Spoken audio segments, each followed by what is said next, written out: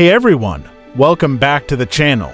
Today, we're diving into a pivotal moment in Middle Eastern history, the Yom Kippur War of 1973. This war was a crucial point in the long-standing conflict between Israel and a coalition of Arab states led by Egypt and Syria. It was a war of surprise, tension, strategy, and intense global impact. By the end of this video, you'll have a solid understanding of how this war unfolded, why it mattered, and its lasting impact on the region.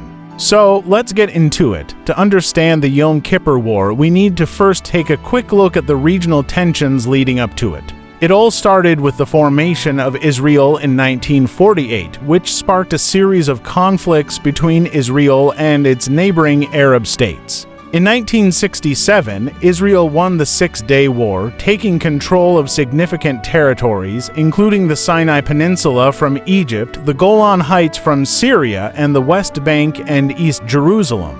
This massive victory gave Israel strategic and geographic advantage but created bitter resentment among the Arab states. Many wanted these lands back, and that desire for revenge and territory fueled the events that followed.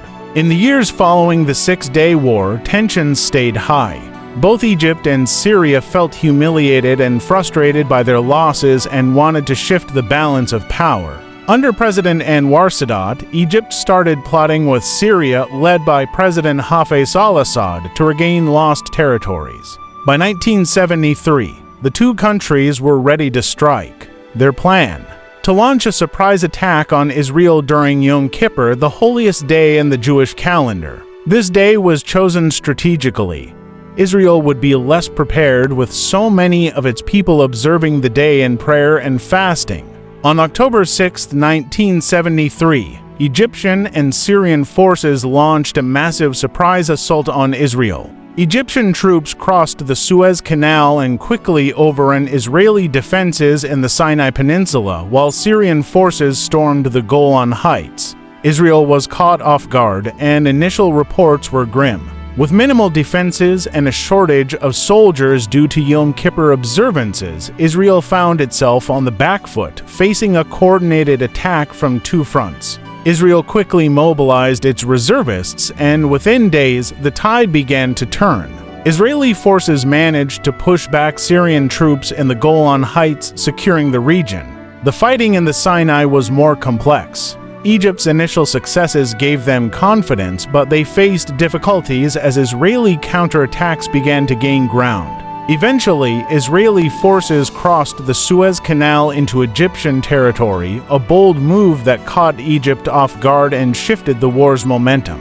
The Yom Kippur War wasn't just a regional conflict, it had global implications. Both the United States, the Soviet Union were involved, with the Soviets supporting the Arab states, the US backing Israel. This was part of the Cold War rivalry, where both superpowers sought influence in the Middle East. When it became clear that Israel might face defeat, the US launched Operation Nickel Grass, an airlift of supplies and weapons to aid Israel. This support was crucial in giving Israel the edge in the final days of the war. By October 25th, after weeks of intense fighting, the United Nations brokered a ceasefire, ending the war. The aftermath of the Yom Kippur War was complicated. Egypt and Syria saw the ceasefire as a way to negotiate from a position of strength, while Israel recognized the need for strategic depth in its defense planning. Though Israel had technically emerged with control over its land, the war was seen as a wake-up call. It showed the limitations of military might and marked the beginning of efforts for peace talks between Israel and its Arab neighbors. The Yom Kippur War reshaped the Middle East.